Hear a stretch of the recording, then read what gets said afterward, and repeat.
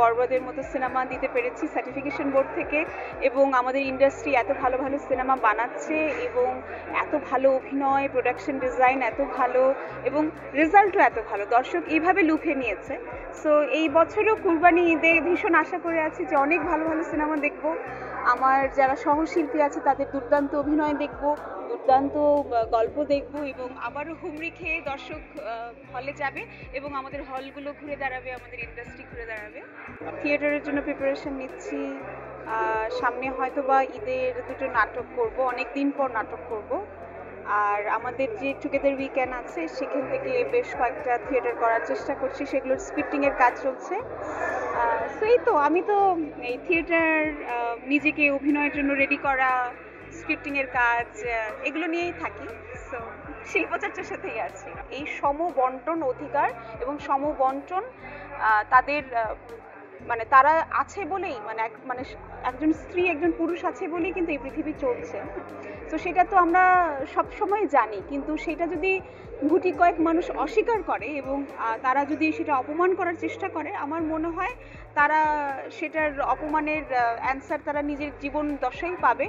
কারণ তারা যখন একজন নারীকে গালি দেয় তখন সে তার মাকেও কিন্তু সেটা মিন করে, অথবা তার বোনকেও সেটা মিন করে, সে তার স্ত্রীকেও সেটা মিন করে। কারণ একজন স্ত্রী জাতিকে আপনি গালি দেওয়া মানে হচ্ছে নাকি সমষ্টিগতভাবেই সেটা বলা হচ্ছে। তো সেটা আমি ধিক্কার জানাই এবং এইটার সাথে কোনো মতেই আপোষ করা যাবে না।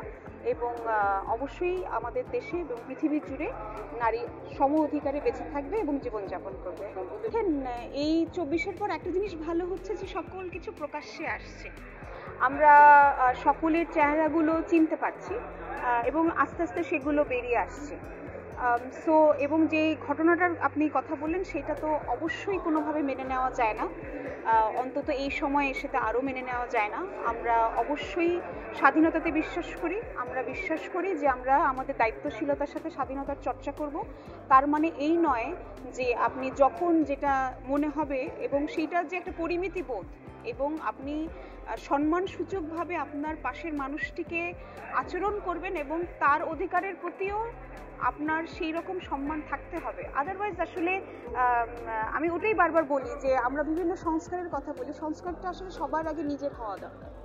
বারবার বিশ্বাস করি সেটা হচ্ছে যে জাতীয় সঙ্গীত, আমার দেশের গন্ধ, আমার দেশের সংস্কৃতি, সেগুলো আমাদের অস্তিত্বের সাথে মিশে আছে। তো সেই অস্তিত্ব ধরে অনেকবারই তো অনেক সময় হানা দেওয়া হয়েছে, কিন্তু কেউ কিন্তু কখনো টিকতে পারেনি। হ্যাঁ, এবং কোনো মতেই কোনো গণহত্যাকেই মেনে নেওয়া হবে না, সেটা 71 হোক, সেটা 24 হোক। প্রথম কথা হচ্ছে আমাদের একটাই এজেন্ডা, সেটা হচ্ছে বাংলাদেশ। এর উপরে, এর বাইরে, এর নিচে কোনো কথা নেই।